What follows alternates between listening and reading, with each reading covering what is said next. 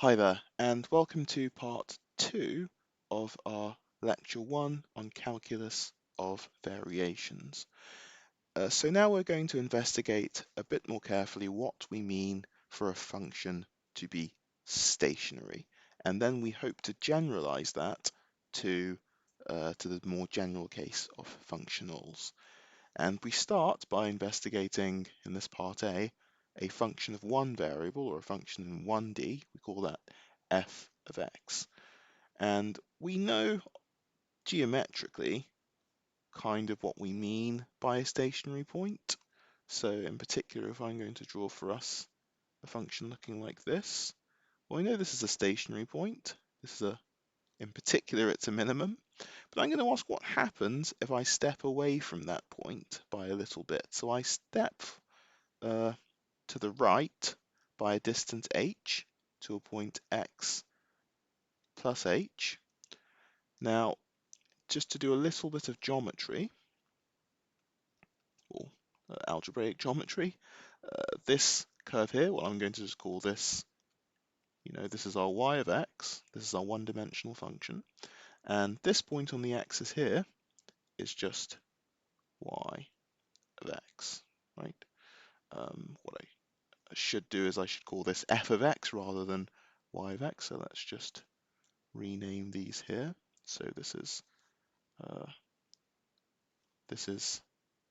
f of x here, this is f of x here, and then we'll just label this point as well. So this point here on the y-axis, that's going to be f, that's going to be f of x plus h, so f of x plus h, and this is our y-axis, and this is our x-axis.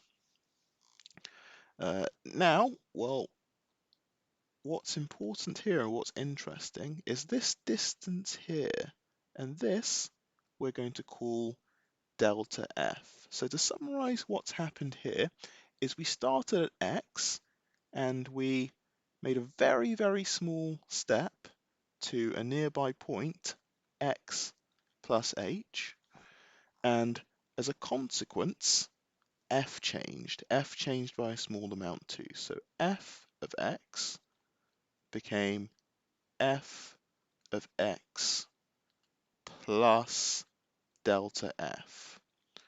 And it turns out that this really is the key for defining carefully what we mean by a stationary point. And just to say it out loud once and for all, what we mean by a stationary point is a point such that if I make a very small step away from it, from that point, to first order, the function doesn't change, so it stays the same.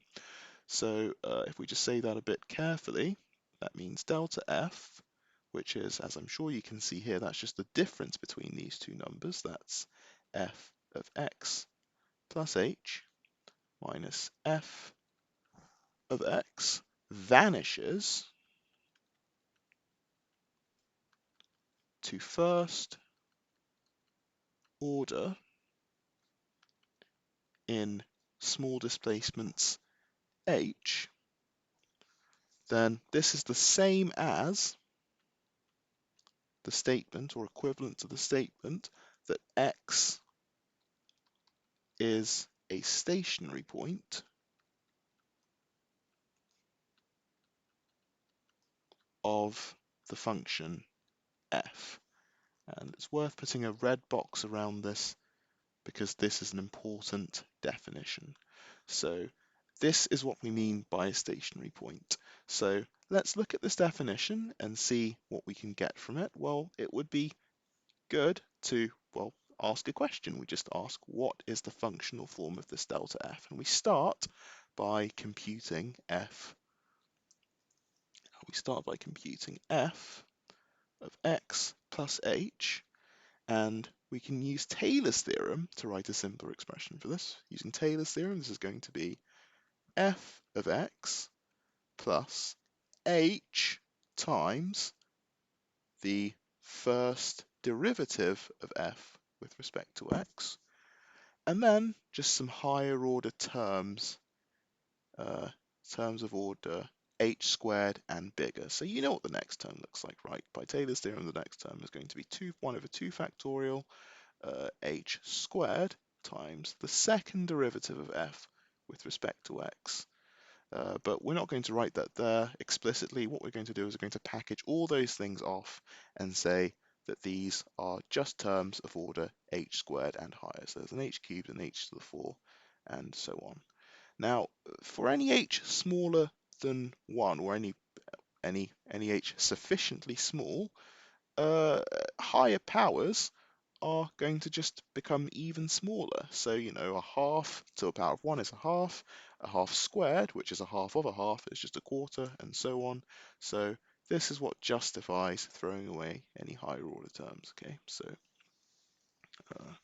for sufficiently small h, we can neglect any higher order terms. So what we want is for delta f, which is equal to f of x plus h minus f of x, and we can now show, well, by just bringing this f of x to the other side, we have delta f. So just to make that a bit more explicit, this f of x comes from here, and this f of x plus h comes from here. And, well, we know we've just moved this to the other side, so we have all that's left over on the right-hand side is h df dx. And, of course, we have to add in our higher order terms. So big O of h squared. That's how you say that. You say big O of h squared. Now, we want, remember our condition, delta f should vanish. That's just a pompous way that a mathematician says is equal to 0. So we say this vanishes. Now, h is arbitrarily small, but not 0. So arbitrarily small, but critically, it is not 0. And these terms, we think of ignoring them because they're negligible. So all that's really left over to make this 0 is the df dx. So if we want delta f to vanish to first order in small displacements in h, we want df dx to be equal to 0. And this serves as a definition of a stationary point of f of x. So we say if df dx is 0, that's equivalent to this requirement that small changes in f vanish to first order in h, which means are of course equivalent to this statement that x is a stationary point of f. So it means the same thing as the statement that that x is a stationary point of f, and this is also worth a red box to box this off.